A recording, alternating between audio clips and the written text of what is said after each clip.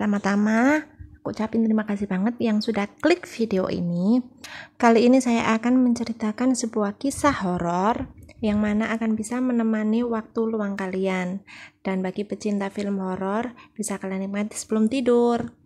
Sebelum kita tonton videonya, terlebih dahulu saya mohon dukungannya untuk klik like dan subscribe agar channel ini bisa lebih berkembang ya. Terima kasih.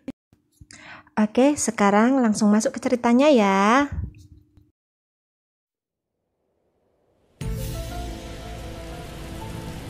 Lili yang lain.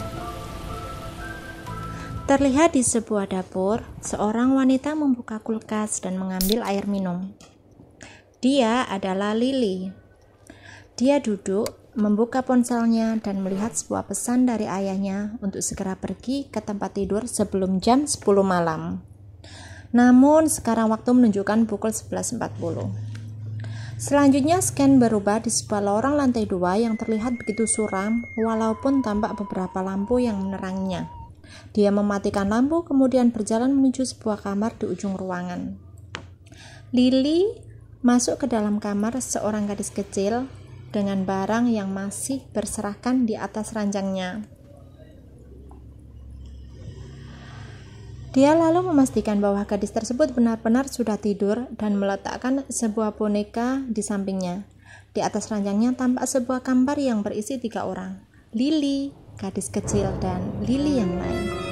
Ya, Lili yang lain. Lili pun masuk ke dalam kamarnya, mematikan lampu dan bersiap untuk tidur. Waktu sudah menunjukkan jam 12 malam dan matanya mulai terlelap. Suara rintik hujan menemaninya dan dia pun tertidur dalam kegelapan malam.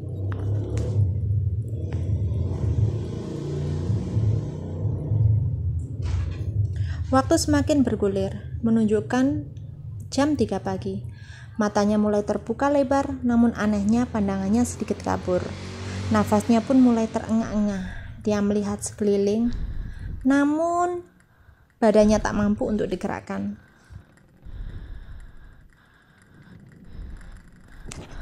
Tepat di depan pintu terlihat bayangan seorang gadis kecil yang lari menuju lantai bawah.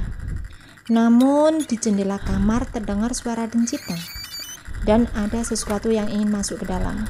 Sosok tersebut terlihat seperti Lili yang lain dalam kamar si gadis kecil. Dia mendekat namun Lili tak mampu menggerakkan tubuhnya. Dan dia menghilang. Lili melihat sekitar untuk mencari sosok tersebut dan tiba-tiba dia muncul tepat di atas wajahnya.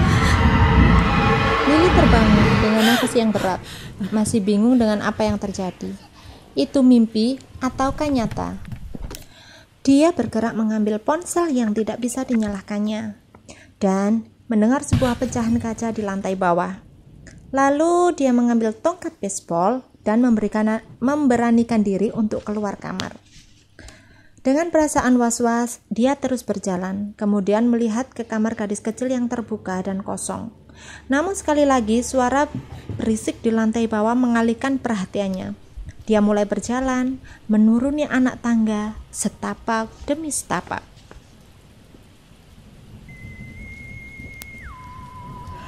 Suara hujan malam itu terdengar begitu menyeramkan. Ditambah suara petir yang menyambar melengkapi kesan horor yang menimpa dirinya. Lili terus berjalan, menuju sebuah dapur yang terlihat terang karena lampu sudah menyala. Dia melihat sekeliling, dan betapa terkejutnya dia melihat kaca jendela yang sudah pecah dengan lambaian tirai gorden yang tertiup angin. Namun hal mengerikan lain menunggu di belakangnya. Dia langsung mengayunkan tongkat baseball itu dan Lili sangat terkejut bahwa si gadis kecil yang dipukulnya. Keseraman terus terjadi. Si gadis kecil tiba-tiba berubah menjadi sosok yang sangat menyeramkan. Lalu scan kembali ke lantai 2 kamar si gadis kecil. Waktu masih menunjukkan jam 3 pagi.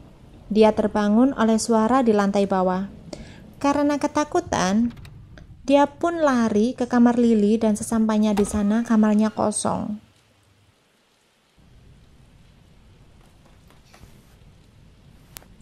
Gadis tersebut berlarian mencari Lily, menuju ke dapur dan menyalakan lampunya. Dia berjalan pelan-pelan sambil mencari di manakah Lily berada. Namun, tangan panjang tiba-tiba menangkapnya dan tamat. Oke, ini adalah cerita animasi dari David Romero tahun 2015. Dan apakah kalian masih bingung dengan ceritanya? Sama, saya juga.